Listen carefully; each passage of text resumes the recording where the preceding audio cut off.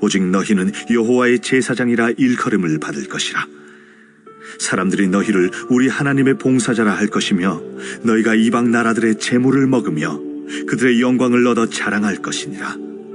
너희가 수치 대신에 보상을 배나 얻으며 능욕 대신에 몫으로 말미암아 즐거워할 것이라. 그리하여 그들의 땅에서 갑절이나 얻고 영원한 기쁨이 있으리라. 물은 나 여호와는 정의를 사랑하며 불의의 강탈을 미워하여 성실히 그들에게 갚아주고 그들과 영원한 언약을 맺을 것이라. 그들의 자손을 문나라 가운데 그들의 후손을 만민 가운데 알리리니 무릇 이를 보는 자가 그들은 여호와께 복받은 자손이라 인정하리라. 우리가 사람들을 만났을 때 인사를 하며 덕담을 하는 것은 참 아름다운 일입니다. 덕담할 때 그 사람의 마음도 푸근해지고 우리가 마음의 행복을 느끼기도 합니다. 그 덕담 가운데 가장 큰 덕담은 복을 비는 덕담이 아닌가 그렇게 생각이 됩니다. 아일랜드 사람들이 인사를 할 때 비는 복이 몇 가지가 있습니다. 여러 가지가 있는데 그중에 3가지만 소개합니다. 첫째는 항상 내 손이 할 일이 있기를 이렇게 복을 빈다고 합니다. 그러니까 우리가 항상 내가 할 일이 있다는 것, 내가 소득의 유무를 떠나서 내가 늘 할 일이 있다는 것은 나에게 참 복이라는 것을 늘 그들이 깨닫고 함께 나누며 살아가는 것을 보게 됩니다.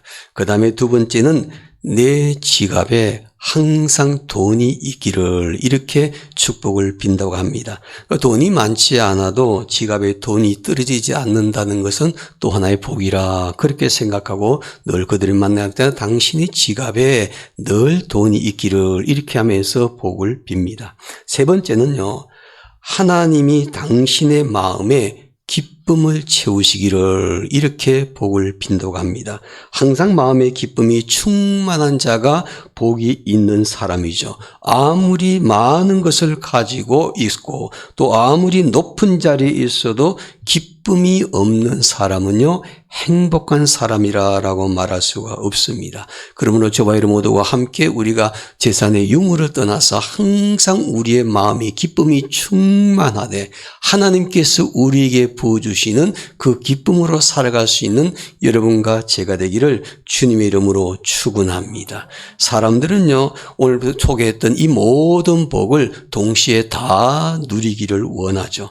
그러나 하나님의 자녀인 우리는 모든 삶의 영역에서 하나님께서 부어주시는 축복을 누리는 성도들이 되기를 원합니다. 오늘 본문의 말씀에 보니까 하나님께서 약속하신 축복의 말씀이 기록되어 있습니다.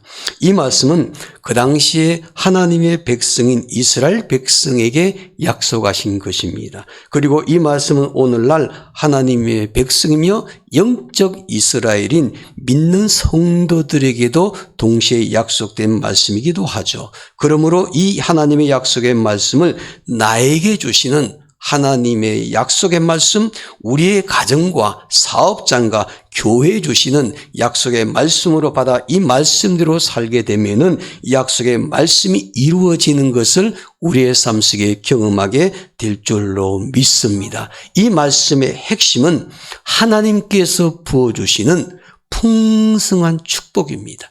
하나님께서 우리에게 부어주시는 풍성한 축복이 무엇인지를 우리에게 말씀해 주고 있죠.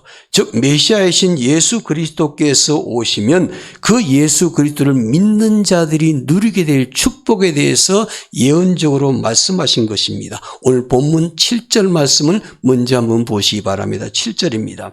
너희가 수치 대신에 보상을 배나 얻으며 능욕 대신에 몫으로 말미암아 즐거워할 것이라. 그리하여 그들의 땅에서 갑절이나 얻고 영원한 기쁨이 있으리라. 이런 본문에 보니까 그리하여 그들의 땅에서 얼마나 얻는다고 이렇게 말씀합니까? 본문에 보니까 배나 얻고 갑절이나 얻고 영원한 기쁨이 있다고 약속의 말씀을 주셨죠.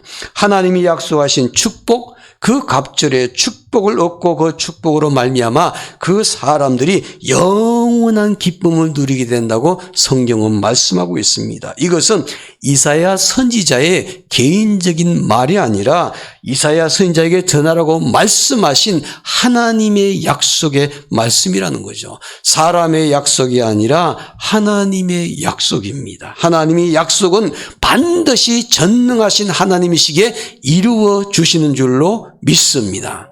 미국의 살렛에서 고등학교를 졸업 앞둔 한 학생이 아버지에게 이렇게 주문을 했습니다. 아버지, 제가 금년에 명문대학교에 합격했으니까 그 기념으로 저에게 자동차 한 대만 사주세요.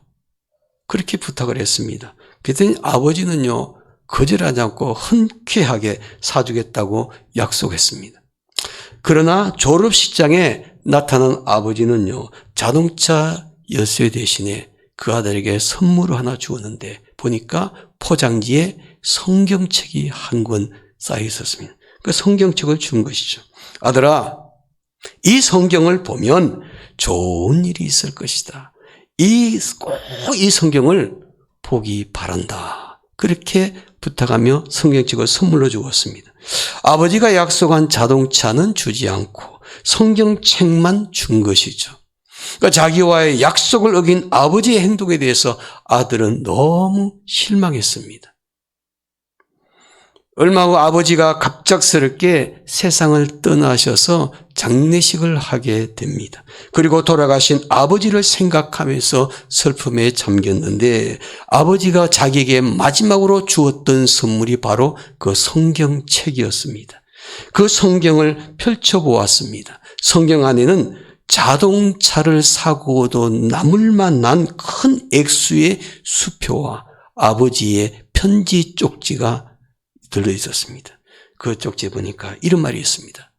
아들아, 꼭 성경을 보라고 하지 않았니? 성경 안에는 모든 축복이 들어있느니라.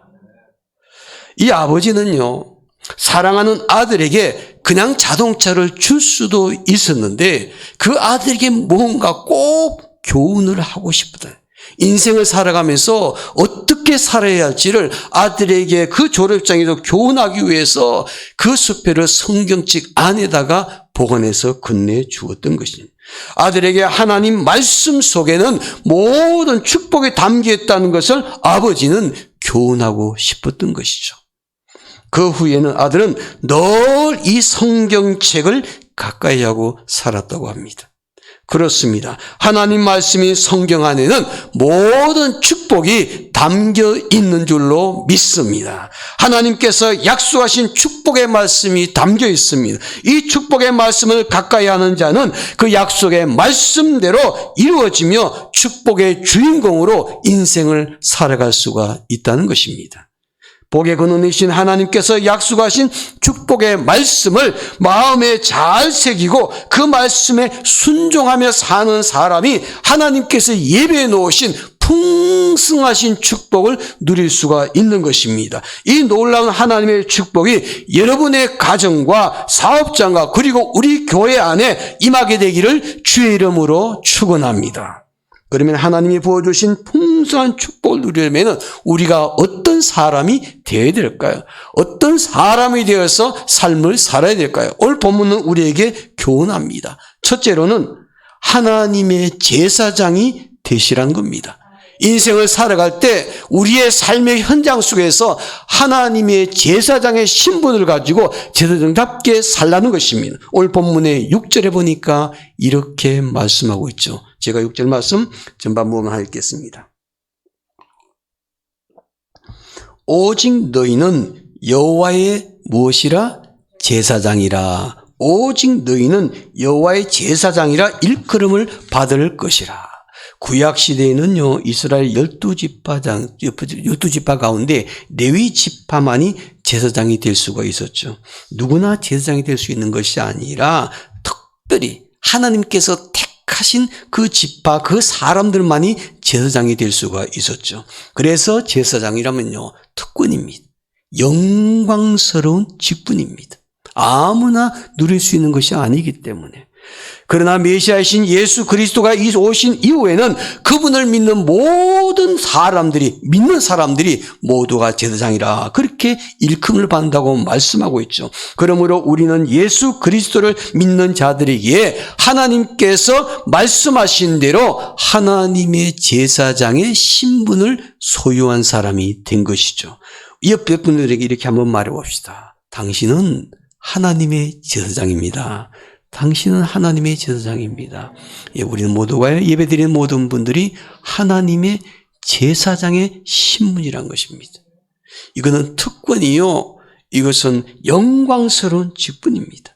우리는 하나님의 제사장인데 그래서 성경은 말씀하시기를 베드로전서 2장 9절에서 오직 너희는 택하신 족속이요 왕 같은 제사장이요 그렇게 말합니다. 우리는 어떤 존재이냐면 왕 같은 제사장, 우리는 왕 같은 그런 제사장의 신분을 소유한 사람들인 줄로 믿습니다. 하나님께서 우리를 왕 같은 제사장, 바로 나를 왕 같은 제사장이라고 불러주신다면은 그렇다면 우리는 어떻게 살아야 할까요?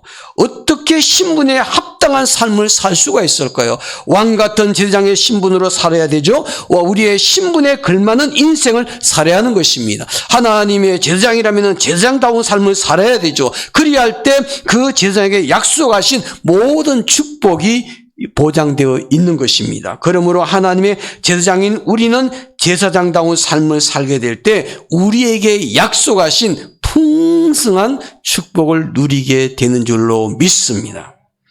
우리는 노벨문학상을 받았던 해밍웨이라는 유명한 작가를 잘 알고 있습니다. 그가 쓴 누구를 위하여 종을 울리나 아주 부류의 명작으로 손꼽히고 있죠. 그는 본래 태어날 때부터 경건한 기독교 가정에서 태어났습니다.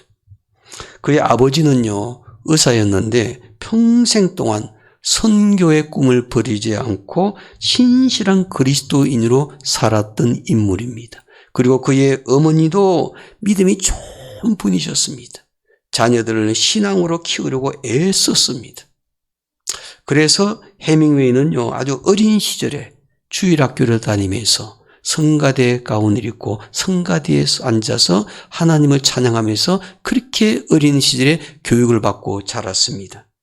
그러나 그가 어른이 되면서 그의 인생이 바뀌게 됩니다. 그는 성인이 되면서 신앙생활에서 이탈해버리고 맙니다. 하나님을 가까이 하며 하나님께 붙어 있어야 할 신앙의 사람이 하나님의 곁을 떠나버리고 말았습니다. 급기야는 하나님 없이 제멋대로 인생을 사는 사람이 되고 말았습니다. 그는 하나님의 품을 떠나서 세상의 품으로 들어가서 하나님 보실 때 타락한 인생을 사는 사람으로 전락하고 말았습니다. 결국 그는 위대한 소설가로서 명성은 세상에 남겼을지 몰라도 하나님의 나라 역사 속에서는 아무것도 하지 못했던 그런 인생이 되고 말았습니다. 그의 인생 마지막 점에 그는 이런 글을 메모로 남겼습니다. 나는 건전지 약이 다 떨어지고 코드를 꽂으려고 해도 꽂을 코드가 없는, 그래서 불이 들어오지 않는 라디오 진공관처럼 내 인생은 외로움과 공허함 속에 살고 있다. 내 인생은 외로움과 공허함 속에 떨면서 살고 있다고 그는 고백을 합니다. 결국 그는요, 자기 자신이 자기 목숨을 스스로 끊고 마는 불행한 인생을 살고 말았습니다. 왕 같은 제사장으로 살아야 했던 사람이 그렇게 살지 못했을 때 그의 인생은 불행하게 끝나고 말았죠. 우리는 하나님의 자녀들입니다. 왕 같은 신분을 소유한 사람들입니다. 하나님 나라 백성들입니다. 나의 신분의 정체성을 분명히 알고 그 신분에 합당한 삶을 사는 성도가 되어야 될 줄로 믿습니다. 그리할 때 왕 같은 제사장에게 약속된 하나님의 축복을 온전히 누릴 수가 있더라는 것입니다. 구약시대에 보면요, 대제사장에게는 특별한 예복이 만들어져서 입혀졌습니다. 그 예복은 대제사장이 되면 반드시 입고 예식을 해야만 했습니다.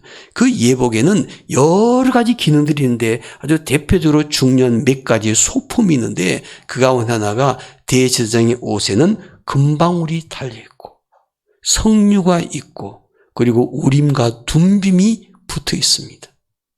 이것은 대단히 상징적인 의미로 쓰여졌습니다. 이 금방울은 뭘 말하는 믿음의 말을 하고 살라는 것입니다. 제사장이 되게 되면은 세상 말을 하고 사는 것이 아니라 믿음의 말을 하고 살아야 되는 것이다. 그리고 석류라는 것은 향내를 나는 삶을 상징하고 있습니다.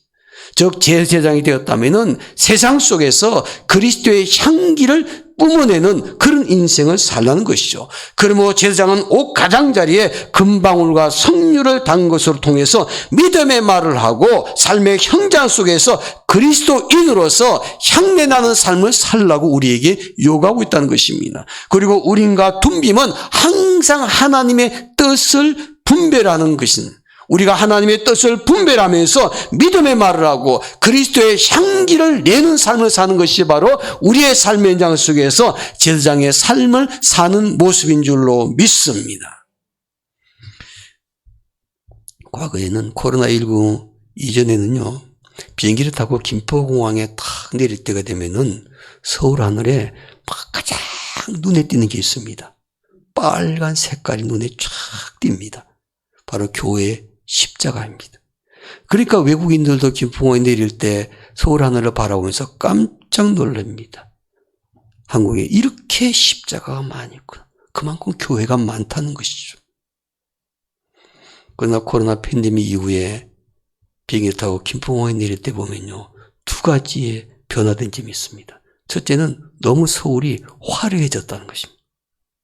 굉장히 개발이 많이 되었습니다. 아파트도 많이들 쓰고 고층 건물도 많이 쓰고 불이 너무 휘황찬란하게 세계 어느 도시 못지않게 화려한 도시로 서울이 변했습니다. 특히 한강변 주변은 말이죠. 그 다음에 두 번째 달라진 특징은 빨간 불빛이 잘 보이지 않는다는 것입니다. 많은 교회들이 그 십자가를 내렸다는 것을 알 수가 있습니다. 그렇게 많은 십자가가 사라졌습니다. 바로 그곳에 제사장으로 삶을 살았던 사람들이 많이 있었지만은 그 교회가 점점 없어지면서 우리의 삶의 환경이 너무나 바뀐 것을 바라보게 됩니다. 너무 마음 아픈 일이죠. 사랑하는 성도 여러분, 우리가 신앙생활하기 힘든 어려운 코로나 팬데믹 상황 속에 겪고 있지만은 이런 상황 속에서도 믿음의 사람이라면은 제사장다운 삶을 사는 성도들이 되어야 될 줄로 믿습니다. 우리의 가정에서 내가 제사장이 꼭 되셔야만 합니다. 믿지 않는 가정 안에서는 더더군다나 내가 가정 안에서 제사장다운 삶을 반드시 살기 위해서 노력하셔야만 합니다. 아직도 믿지 않는 가족들 가운데 하나님의 제사장다운 삶을 통해서 가정의 복음화가 이루어지는 것이죠. 내가 제사장의 삶을 살지 못하게 되면은 가정 복음화는 영원해지는 것입니다.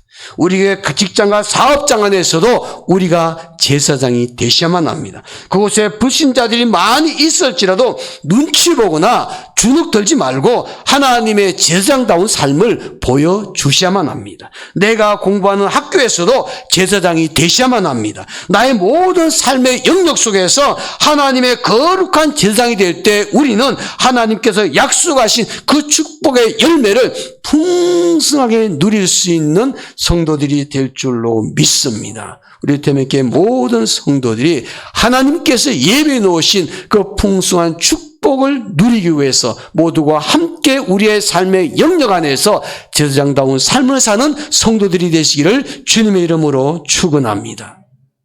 둘째로 하나님의 봉사자가 되셔야만 합니다. 본문 6절 말씀 우리 다 함께 읽겠습니다. 6절 말씀입니다. 오직 너희는 여호와의 제사장이라 일컬음을 받을 것이라. 사람들이 너희를 우리 하나님의 봉사자라 할 것이며 너희가 이방 나라들의 재물을 먹으며 그들의 영광을 얻어 자랑할 것이니라. 아멘. 이 6절 말씀에 보니까 두 가지가 나오죠. 첫째는 하나님의 제사장입니다. 둘째는 하나님의 봉사자입니다.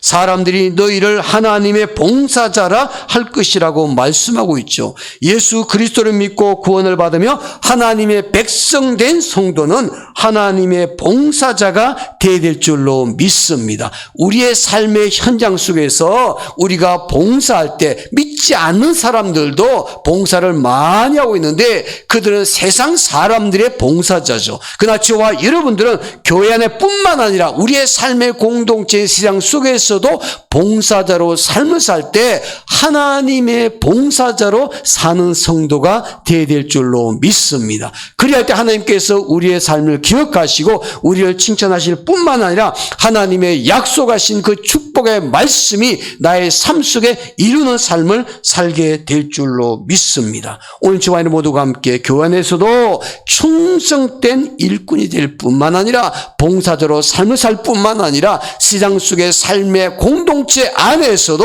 섬기는 삶을 통해서 하나님의 이름을 드러내는 하나님의 이름으로 봉사할 수 있는 하나님의 봉사자가 되기를 주님의 이름으로 축원합니다.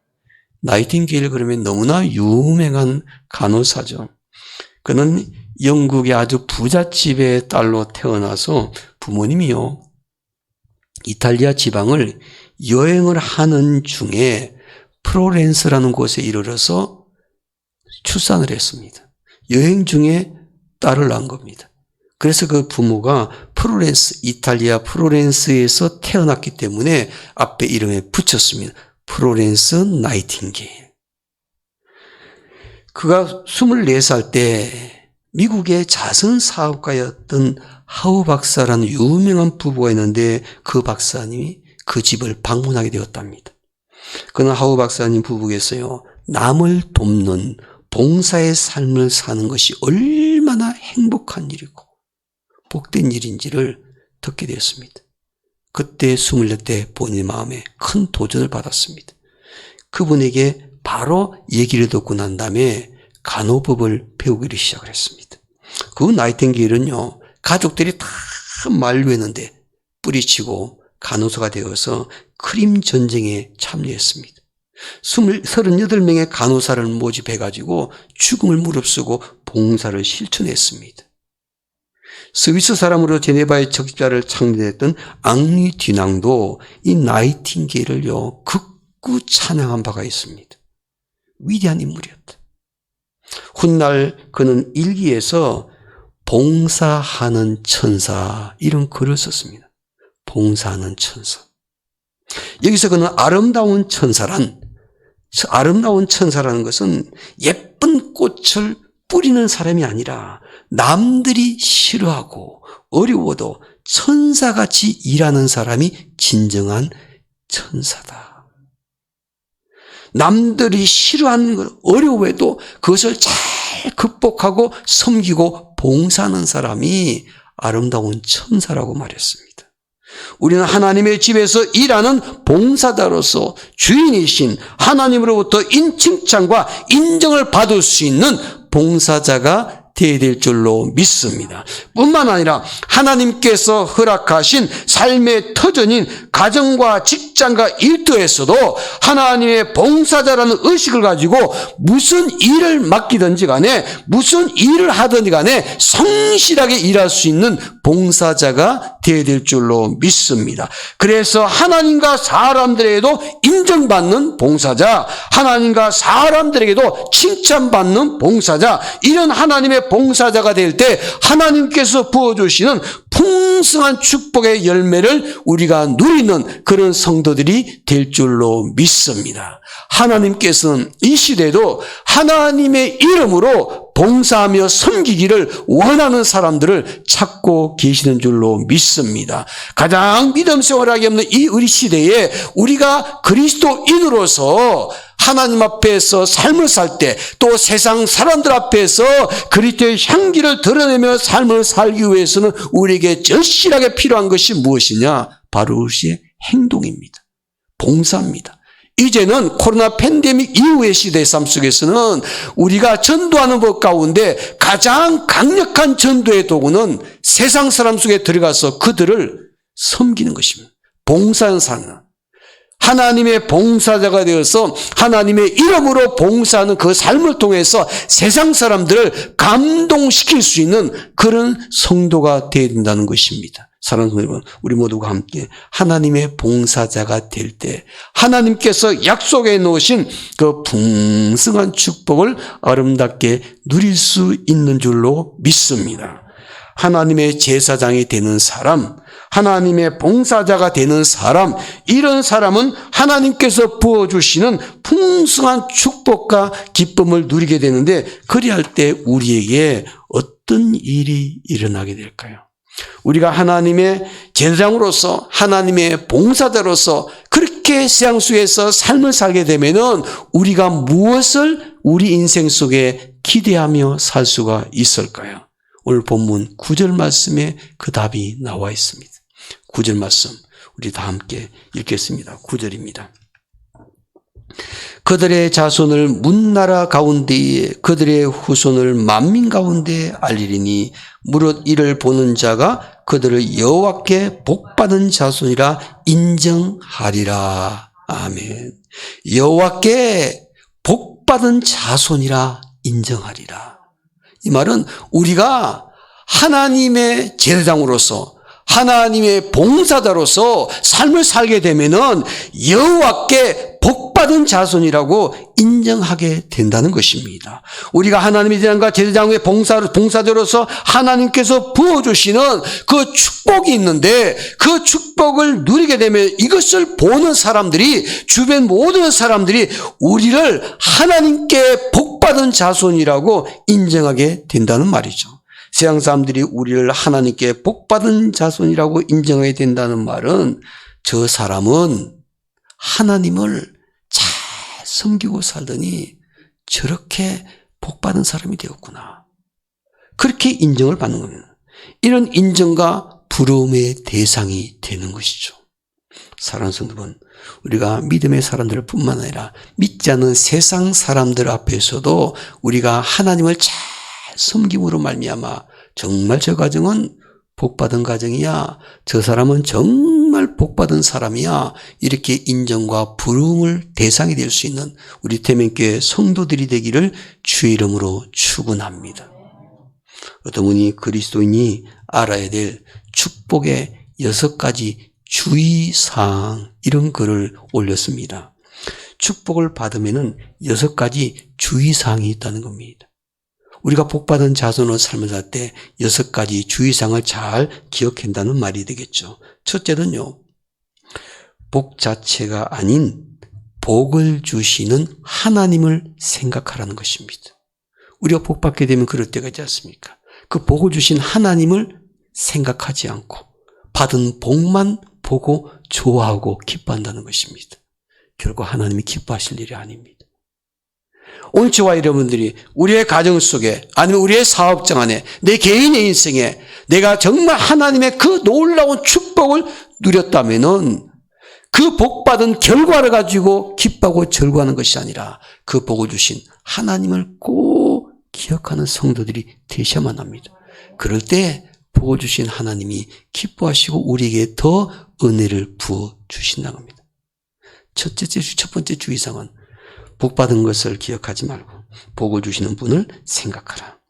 두 번째는 어떤 사람에게 왜 복을 주시는지를 기억해 보라는 것입니다. 어떤 사람이 주변에 복을 받았습니다. 그럼 보통 사람들은 어떻게 생각합니까? 그 사람 부러워합니다. 그렇지 않으면 질투합니다. 왜 나는 저런 복을 못 받을까? 자꾸 그 복 받는 사람과 비교하게 되죠. 그러면요, 하나님 주신 복을 내가 받을 수가 없습니다. 내 주변에 정말 하나님께서 보신 복을 누린 사람이 있다면 부러워만 하지 말고 시기하고 질투만 하지 말고 왜 저 사람이 복을 받았는지 곰곰이 생각해 보라는 것입니다. 그러면 하나님의 섭리를 깨달을 수가 있다는 거죠. 우리 주변에 복받은 사람 볼 때 마냥 부러워만 하는 그런 성도들이 되지 않게 되기를 바랍니다. 왜 저 가정은 복을 받았을까? 왜 저 사람은 저런 축복을 누렸을까? 곰곰이 생각해 보게 되면요, 나도 그 복을 받을 수 있는 사람이 될 수가 있더라는 것입니다. 그래서 두 번째 주의사항은 어떤 사람에게 왜 복을 주시는지를 생각하라는 것입니다. 세 번째는요, 복 받은 후에 은혜를 잊지 말라는 것입니다. 하나님께서 나에게 복을 주셨을 때 그 은혜를 잊고 사는 사람은 있는 것마저도 날아가 버린다는 것입니다. 그것을 마음껏 누리고 살기 위해서는 그 복을 주신 하나님의 은혜를 잊지 않고 기억하고 사는 것, 이것이 복을 누릴 수 있는 비결이라는 것입니다. 그래서 세 번째는 복 받은 후에 은혜를 잊지 말라. 네 번째는 복이 오는 것처럼 때로는 시험도 온다는 것을 생각하라는 것입니다. 내가 복을 받았습니다. 복 받을 때는 좋았는데 나에게 시험이 왔을 때는 왜 나에게 시험이 왔는가 불평하고 원망하지 말라는 것입니다.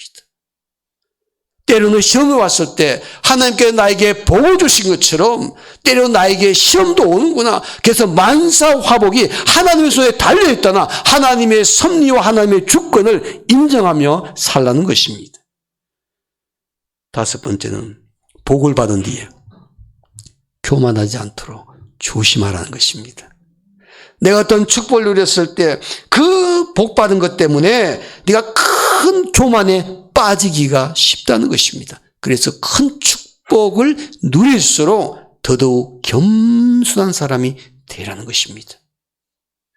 마지막 여섯 번째로 복 받은 사람의 사명을 더욱 무겁다는 것을 기억하라는 것입니다. 하나님께서 나에게 복을 주셨고 하나님께서 나에게 많은 것을 부어주셨을 때는 나에게 사명이 있다는 것입니다. 하나님께서 나를 통해서 무언가를 하시기를 원하시는 하나님의 목적과 섭리가 있다는 것을 깨달아야 된다는 것입니다. 많이 가질수록 그만한 책임감이 있다는 것이죠. 사랑하는 성은 우리가 하나님으로부터 복받은 사람이라면은 복을 받은 사람으로서의 사명을 꼭 기억하게 되기를 바랍니다.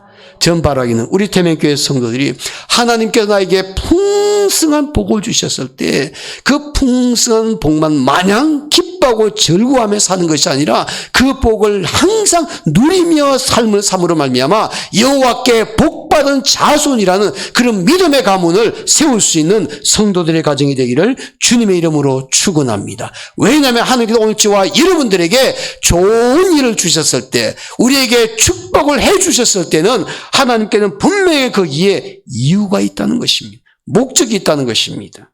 주신 복을 통해서 하나님께서 무엇을 원하시는지를 곰곰이 생각할 수 있는 그런 성도들이 될 때 복받은 사람으로 그 사명을 감당할 수가 있는 것이죠. 김장하라는 목사님이 계십니다. 이분은요, 유명한 탤런트 차인표 씨 있죠. 차인표 씨가 참 믿음이 좋은 사람입니다. 그래서 그리스도인으로서 봉사도 많이 하고 연예인들에게 전도도 굉장히 많이 하는 그런 분이죠. 삶도 굉장히 깨끗하고 주변 사람들에게 모범이 되는 사람입니다. 근데 그렇게 살 수 있도록 옆에서 멘토를 해 주었어요. 신앙적으로 그분의 길을 늘 깨우쳐주고 바른 길을 갈 수 있도록 자극을 주는 분이 계셨습니다. 바로 그분이 김장하라는 목사님이십니다. 이분이 차인표의 멘토를 알려준 목사님인데 이분이요 참 어려운 환경에 처한 목사님이셨어요. 굉장히 어려운 환경에 처했는데도 이분이 구두를 닦아가지고 많은 아이들을 후원을 해주었던 그런 목사님. 그래서 다음 세대의 사람들을 하나님의 사람을 세우는 데 관심이 대단히 많은 사람이에요. 방송을 통해서 이분이 하신 일이 많은 사람에게 큰 감동을 주었습니다. 이분이 불치병을 앓고 있습니다. 여러분 들어보셨을 겁니다. 루게릭병이라고. 투병 생활을 하고 있는 분인데 몸이 점점 굳어가는 거죠. 시간이 흐를수록 몸이 자꾸 굳어갑니다. 그래서 이분은 걸어다니지는 못합니다.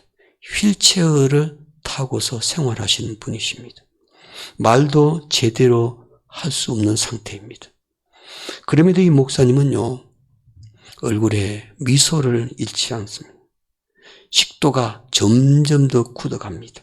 식도가 점점 굳어가니까 이제는 밥을 떠서 먹을 수가 없습니다. 그 영양분 어떻게 섭취했냐면요. 그 음식을 액체로 만들어가지고 액체로 그분에게 계속 주입을 해서 이분이 이제 연명을 하는 거죠.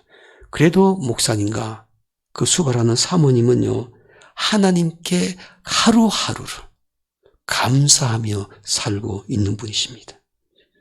목사님 이야기가 많이 퍼지고 난 다음에 사람들이 안타까워서 목사님에게 찾아와서 늘 동일하게 하는 얘기가 이거랍니다. 하나님이 살아 계시다면 이처럼 좋은 일을 하시는 분에게 왜 이런 일이 일어납니까? 하나님이 정말 살아계시다면 이렇게 선한 일을 하시는 분에게 왜 이런 불치병이 찾아온 것입니까? 건강하게 이런 일을 할 수 있다면 얼마나 좋습니까? 사람들이 찾아올 때마다 끊임없이 반복해서 그런 질문을 합니다. 그때마다 이 목사님이 대답은 동일하십니다. 이 목사님이 이렇게 대답했나요? 왜 내가 받은 축복에 대해서는 물어보지 않습니까? 내가 받은 축복이 너무나 많은데 왜 나에게 찾아오셔서 내가 받은 축복에 대해서는 전혀 물어보질 않으십니까? 그러면서 그분이 대답을 합니다. 내가 단돈 2만 원을 주고 산 구두통으로 구두를 닦기 시작했어. 3,000배의 축복으로 아이들을 후원할 수 있던 놀라운 축복. 자살하려고 했던 사람이 나에게 찾아와서 생명을 조종함을 깨닫고 다시 살기로 결심하고 소망을 갖고 돌아가게 된 그 놀라운 축복. 파괴 직전의 가정이 내게 찾아와서 얘기를 나누고 가정이 회복되었던 그런 성도들의 이야기. 투병 중에 찾아오는 마음의 그 위안과 축복 등등등등 너무나 투병 생활하면서 받은 축복이 많은데 왜 사람들이 나의 불행에 대해서만 관심을 갖는지 모르겠습니다. 이제부터는 나에게 찾아와서 물을 때 내가 겪고 있는 이 불행에 대해서는 질문하지 마십시오. 내가 받은 축복에 대해서 말씀하신다면 내가 누렸던 그 축복에 대해서 얼마든지 소개해 드릴 수가 있습니다. 이분은요, 불행보다도 몇 배 더 큰 축복의 기쁨이 목사님의 삶 가운데 넘쳤기 때문에 목사님이 그렇게 사람들에게 당당하게 말하고 사시는 거죠. 그리스도인의 삶은 불행이 없는 삶이 아니라는 것입니다. 환난 가운데서도 담대해지고 최선의 삶을 사는 것, 고난 중에서도 감사하면서 기뻐할 줄 아는 것, 이것이 바로 주님께서 우리에게 보여주시는 하나님의 자녀의 삶의 모습이라는 것입니다. 사랑하는 여러분, 우리가 하나님의 제사장과 봉사자로 삶을 살게 되면요, 하나님께서 우리에게 축복하실 때 우리가 누렸던 그 축복을 나만 기뻐하고 즐거워할 것이 아니라 내가 받은 축복에 대해서 사람들에게 당당하게 말할 수 있는 성도들이 되기를 원합니다. 우리가 코로나19 팬데믹 속에 삶을 살고 있지만 믿음 생활하는 데 어려움을 겪게 되고 교회도 많은 힘든 어려움을 많은 교회들이 십자가를 내린 그런 상황 속에도 있지만은 그러나 우리가 이 상황 속에서도 받았던 하나님의 은혜, 하나님의 축복을 말할 수 있는 성도들이 될 때 오늘 본문의 말씀처럼 여호와께 복받은 자손이라, 여호와께 복받은 자손이라 세상 사람들에게 인정과 부름이 대상이 되는 우리 대면교회 성도들이 되시기를 주의 이름으로 축원합니다. 기도하겠습니다.